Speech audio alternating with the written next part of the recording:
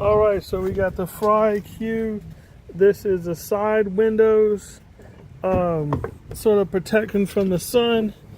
And so how these work is they fit like magnetic clips. These don't exactly fit all the way down. So I'm trying to figure out how to get this going. And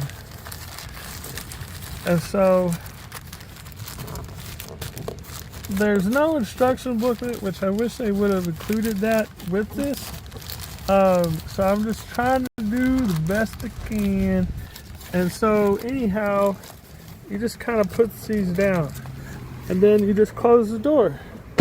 And that kind of does a pretty good job. These are the universal ones in the front windows.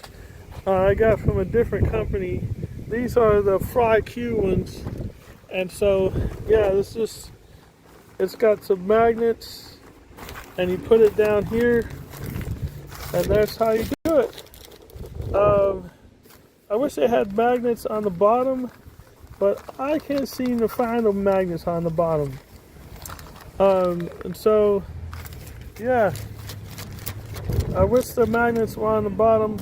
I guess you just tap them in here, and that should work pretty good.